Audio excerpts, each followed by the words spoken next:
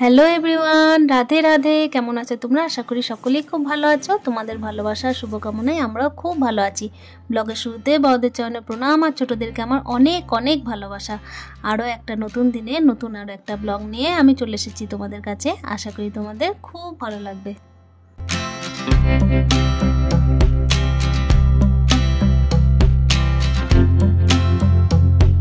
সকালে এখানে না প্রথমে ফ্রেশ হয়ে আমি প্রথমে একটু মুড়ি খাবার বসিয়ে নিয়েছিলাম। মুড়ি খাবার বলতে আজকে সেভাবে কিছু করতে পারিনি বলতে শরীরটা ভালো নেই। আমি এখানে বসিয়েছি দেখো একটু আলুর তরকারি। তো আলুর তরকারি সায়ন থেকে ড্যাডিকে মুড়ি দিয়ে দেবো, তারপরে চলো এবার বাড়ির যে সমস্ত কাজ আছে সেগুলো করে ফেলবো।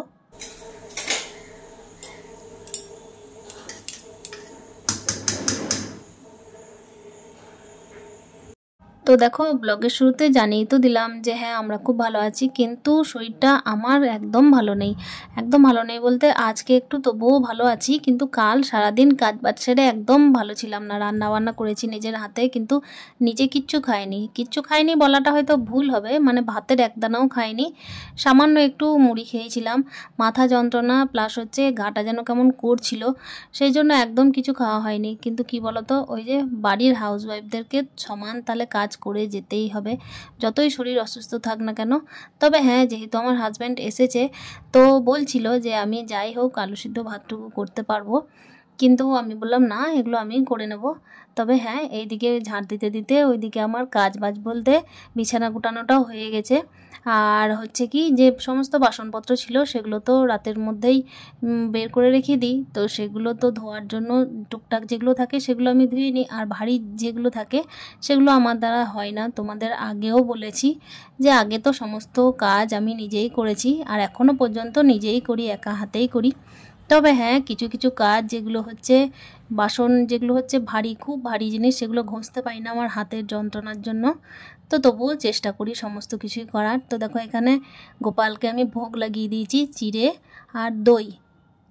সকাল থেকে প্রচণ্ড পরিমাণে তাড়াহুড়ো, সায়ন্তিকে যেহেতু পরীক্ষা চলছে বলে এইদিকে হচ্ছে কি, যে আমাকে মা বলল যে আজকে যেহেতু অসুস্থ তো রান্নাটা আজকে তোকে করতে হবে না, আমার বাবার বাড়ি যেহেতু কাছে, সেহেতু কাছে গিয়েই আমি যেন খাওয়া দাওয়াটা ওখানেই সেরে ফেলি।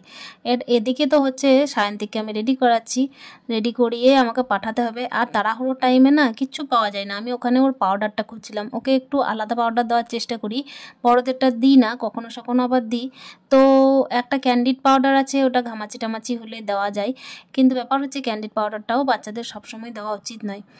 আর ওকে সাধারণত আমি জনসন বেবি কিংবা হিমালয়া বেবি পাউডারটাই দেওয়ার চেষ্টা করি। তাড়াহুড়োর টাইমে যখন দেখবে তোমার হাতে প্রচুর কাজ অথচ সময় নেই, আর এদিকে কাউকে রেডি করে বাইরে পাঠাতে হবে, তখন কি হয় জানো তো, কিচ্ছু পাওয়া যায় না। আর যখন পাওয়া যায় তখন সেগুলো দরকার লাগে না। তো মোটামুটি দেখো ওকে একটা সানস্ক্রিন লাগিয়ে দিই। সানস্ক্রিনটা হচ্ছে আমি যেটা লাগাই সেটাই ওকে লাগিয়ে দিই মোটামুটি। সেটা তো ন্যাচারাল বলতে যেগুলো আর কি উইদাউট কেমিক্যাল আর কি, তো সেগুলোই আমি ওকে ইউজ করাই। তো দেখো এখানে রেডি করিয়ে দিয়েছি, আর রেডি করিয়ে আমি রেডি হয়ে পড়বো, কেন কি ওই যে বললাম আমি আর সায়ন্তিক আর ও ড্যাডি ওখানে খেয়ে দিয়ে তারপরে ছেলেকে স্কুল পাঠাবো। শেষমেশ এই যে এত তাড়াহুড়োর মধ্যে পাউডারটা খুঁজে পেলাম, আর হাতের কাছে যা থাকে তাই দিয়ে এই যে মুখের মধ্যে দিয়ে দিচ্ছি। মানে এত তাড়াহুড়ো লেগে যায় সকাল থেকে কাজ বাজ করতে করতে, সে তুমি অসুস্থ থাক আর না থাক, ব্যাপারটা হচ্ছে তাই। আর আজকে কিছু টিফিনে বানিয়ে দিতে পারিনি, আর তাছাড়াও কি পরীক্ষা চলছে, তো মিষ্টি ভরে দিয়েছি দুটো, ফ্রিজে ছিল, তো সেটাই খেয়ে মাত্র 2.5 ঘন্টার পরীক্ষা, তো সেই পরীক্ষা দিয়ে তো আবার বাড়ি ফিরে আসবে, বিকালের যা টিফিন থাকবে সেটা তো করবেই, কিন্তু গাড়ির মধ্যে একটু মন মানবে না, সেজন্য ওকে টিফিনটা ভরে দিলাম। আর এখানে দেখো আমি রেডি হয়ে গেছি বলতে ওই যে বললাম শরীরটা একটু অসুস্থ। তো দেখবে যখন অসুস্থ থাকে না, তখন বিশেষ করে হাজব্যান্ড কিংবা হচ্ছে মা, এই দুজন ছাড়া আর তোমাকে বোঝার মতো কিন্তু কেউ থাকে না। আর দেখো অলরেডি আমরা চলে এসেছি কাছাকাছি রাস্তা 10-15 মিনিটের। তো এখানে বাইকে করে চলে এসেছি, সামনেই কালী মন্দিরে মাকে প্রণাম করলাম। তো দেখো এবারে ভেতরে ঢুকছি, আর এটা হচ্ছে আমার বাবার বাড়ি, আগেও তোমরা দেখেছো নিশ্চয়ই। আর এখানে এসে দেখছি প্রথমে সায়ন্তিক চলে এসেছিলো, তো আমি ওখানে কালী মন্দিরে প্রণাম করছিলাম, সেই জন্য আমার আসতে একটু দেরি হলো। আর এখানে সায়ন্তিক বসে আছে বলতে ও চাইছে ওর ড্যাডি ওকে যেন স্কুল নিয়ে যাক, সেটা কিন্তু সম্ভব নয়। সম্ভবটা নয়, এই কারণে এই যে মেঘের অবস্থা কিন্তু একদম ভালো নেই। বাইকে গেলে ভিজে যাবে, আর স্কুলের ভ্যানে গেলে কিন্তু বেশ নিরাপদভাবে যেতে পারবে। এমনিতেও বর্ষা ঘুরে ঘুরে আসছে, বর্ষা বলতে বৃষ্টিটা খুব বেশি না হলেও কিন্তু সারাদিন লাগিয়ে রেখেছে। আর এখানে দেখো আমি সায়ন্তীকে এই যে খাবার খাইয়ে দিচ্ছি, আর ওখানে ওর ড্যাডি বসে আছে, ও কিছু একটা খাচ্ছিল মনে হয়। তো যাই হোক, চলো এবার আমরা কিন্তু খাওয়া দাওয়া সেরে নেব। সেরে নিয়ে ছেলেকে আবার গাড়িতে উঠাতে যেতে হবে। আর শরীর অসুস্থ থাকলে না কিছুই আর ভালো লাগে না, কিছুই ভালো লাগে না বলতে আমি এখানেও এসে কিছু খেতে পাচ্ছিলাম না, এতটাই শরীরটা দুর্বল লাগছিল। সকাল থেকে অনেক কাজ বাজ ছিল। একজন বাড়ির হাউসওয়াইফ তো অতি অবশ্যই, কিন্তু তার সঙ্গে যারা বাচ্চার মা আর প্লাস যাদের হাজব্যান্ডরা বাইরে থাকে, তারা ঠিক বুঝতে পারবে যে হাজব্যান্ড বাড়িতে এলেও কিন্তু দুদিনের জন্য এসে বাচ্চার কোনো বিষয়ে কিন্তু কিছু বুঝতে পারে না, বোঝার চেষ্টা করলেও বুঝতে পারে না। কেন কি সমস্তটাই তো তারাই হ্যান্ডেল করে না, হাউসওয়াইফরাই হ্যান্ডেল করে। তো সেই জন্য তারা বুঝতে পারে না। বাজারঘাটটাও খুব একটা মনে হয় সেভাবে পেরে ওঠে না। পেরে ওঠে বলতে দাম দিয়ে কিনতে হয়, এটুকুই পেরে ওঠে, এর থেকে বেশি কিছু একটা পেরে ওঠে না। আর আমাদের কি হয়, যেগুলো হ্যাবিট হয়ে গেছে সেগুলো কিন্তু আমরা থরলি করতে পারি, ওরা কিন্তু সেটা পারে না। আর এখানে দেখো কালকে অসুস্থ ছিলাম বলে না, ওই যে সায়ন্তিকের পরীক্ষা চলছে বললাম, তো ওর আজকে এই যে রিটিন পরীক্ষার মাঝে মাঝে ওর যে সমস্ত আদার্স যে অ্যাক্টিভিটিগুলো থাকে সেগুলো দিয়ে দিচ্ছে। তো আজকে আছে ব্যায়াম, তো ব্যায়ামের জন্য বুকের মধ্যে রোল নাম্বার, নাম, তারপর হচ্ছে শ্রেণী, বিভাগ, এইসব জিনিসগুলোকে লিখে কিন্তু বুকের মধ্যে চিটিয়ে দিতে হয়। তো সেটা আমার কিন্তু করা হয়নি, ওই যে বললাম প্রচণ্ড মাথা যন্ত্রণা করছিল, কিছু খাওয়া হয়নি। তো দেখো আজকে এই যে বাবার বাড়ির বারান্দায় বসে বসে সেটাই আমি একটু কাটছিলাম, সময় ছিল 10-15 মিনিট মতো, তো সেই জন্যই আমি এটা কেটে নিয়েছিলাম। তারপর সেফটি পিন হোক বা কিছু হোক সেটা দিয়ে আমি ওকে লাগিয়ে দেবো। তো দেখো এটা হচ্ছে আমার দাদু বলতে আমার মায়ের বাবা। তো এই যে মা তরকারি দিল তাই নিয়ে যাচ্ছিল বাড়ি। তো সায়ন্তীকে এদিকে আমি রেডি করিয়ে দিয়েছি খাওয়া দাওয়া করিয়ে, আর আমার মাকে প্রণাম করলো। তো মা একটু জড়িয়ে ধরে আদর করে দিল যে না প্রণাম করতে হবে না, মানে পরীক্ষা তো সেই জন্য আর কি প্রণাম করছে। ওর ড্যাডি বললো সেই জন্য প্রণাম করলো, তাছাড়া এতটা বোঝে না। আর ওর ড্যাডি বলেছে ওই জন্য সবাইকেই এখন পরীক্ষার সময় প্রণাম করছে। এই দেখো আমাকেও প্রণাম করলো। ছেলে আস্তে আস্তে বড় হয়ে যায়, আর অভিভাবক হিসেবে আমরা দায়িত্বটাও পালন করার চেষ্টা করি ভালোভাবেই। কারা কতটা করতে পারে জানি না, তবে হ্যাঁ আমরা সবাই মা বাবারা চেষ্টা অতি অবশ্যই করি। এখানে দেখো ছেলেকে পৌঁছাতে চললাম, চাবিটা ভুলে গেছিলাম তো চাবিটা নিয়ে নিলাম। আর এখানে এটা হচ্ছে আমাদের মানে আর কি বাস স্ট্যান্ডের মোড়টা। তো এটা হচ্ছে একটা চায়ের দোকান, সেখানে আমরা বসে ওয়েট করছিলাম। এখানে ছেলে দেখো গাড়িতে চেপে ওই যে স্কুল চলে গেল, কখনো লাল ভ্যানে যায় কখনো হচ্ছে সাদা ভ্যানে যায়, আজকে গেল সাদা ভ্যানে।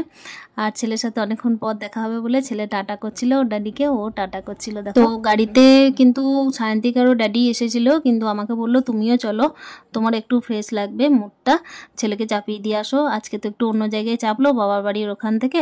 তো সেই জন্য আমিও চলে এলাম। আর সায়ন্তিকের ড্যাডি তো আগেই খেয়ে নিয়েছে, কিন্তু আমি খাইনি, তো আমিও এখানে খাওয়া দাওয়া কমপ্লিট করে নিলাম। এখানে দেখো গাছে কত সুন্দর সুন্দর আম হয়েছে না। খেয়ে নিচ্ছি, হ্যাঁ এটা নিয়ে নিচ্ছি, আরে এইটা নিয়ে নিচ্ছি এটা, হ্যাঁ নিয়ে নিচ্ছি। তুমি হাতে নাগাল পাচ্ছ, পড়ে যাবে বেশ টাটা। তো কোনো রকমের একটু খাওয়া দাওয়া সেরেই কিন্তু তাড়াহুড়ো করে চলে এসেছিলাম আমাদের নিজেদের বাড়িতে। আসলে বৃষ্টিটা খুব পড়ছিল, মাথার ওপরে এত চাপ না, কোন দিকে যে মাথা কাটাবো বোঝা মুশকিল। তো বৃষ্টির জন্য জানলাগুলো কিন্তু আগে লাগায়নি, তো তাড়াহুড়ো করে এসে লাগিয়ে তারপর আবার স্কুল এসেছি। কিছু দরকার ছিল সায়ন্তিকের, মানে আর কি সিগনেচার বাকি ছিল গার্জেনের, তো সেগুলো করতে হয়েছে। কালকে সায়ন্তিকের ড্যাডিকে পাঠিয়েছিলাম, কিন্তু উনি তো স্যারকে চেনেন না, সেই জন্য কিন্তু আমাকে আবার ফিরিয়ে আসতে হয়েছে। মাথা যন্ত্রণা, শরীর ভালো নেই, তবুও আসতে হলো, কিছু করার নেই। বাড়ির হাউসওয়াইফদের কিন্তু মাথার উপর অনেক চাপ, যারা বোঝে না তারা ভাবে হয়তো বাড়ির মধ্যে কি করে, কিন্তু না, যারা করে তারা ঠিক বুঝতে পারবে। তো দেখো স্কুলের মধ্যে কিন্তু বৃষ্টি পড়ছে প্রচুর, আর ছেলে কিন্তু বৃষ্টির মধ্যে ভিজতেও চাইছে এই টাইমে। আর কিছুক্ষণের জন্য আমি ওকে হারিয়েই ফেলেছি, কেন কি বৃষ্টি থেকে কোথায় যে চলে গেল আমি বুঝতেই পারলাম না। তো দেখি কোথায় খুঁজে পাওয়া যায় ওকে। এখানে দেখো বাড়ি ফিরে এই যে যা কাজ তাই, রান্নাবান্না চলছে। এখানে ফিল্টারের জলটা এক হাতে করে নামিয়ে নিলাম। তো দেখো সারাদিনের ভাগ দৌড় করে অসুস্থ শরীরেও এবার বাড়ি ফিরে এসে রান্না করেছি। তো দিনের বেলায় রান্না না করে দিই, রাত্রেবেলায় রান্না করতে হয় না, মাথা খুব গরম হয়ে যায়।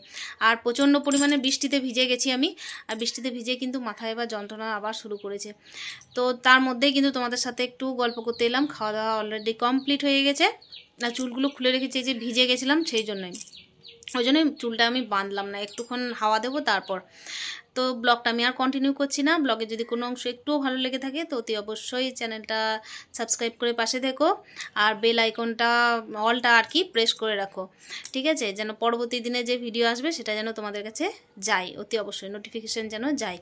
ব্লগ আমি আর কন্টিনিউ করছি না, সাথে থেকো, পাশে থেকো, আর দেখা হচ্ছে নেক্সট ব্লগে। ততক্ষণের জন্য স্টে হ্যাপি উইথ হ্যাপি মন। টাটা।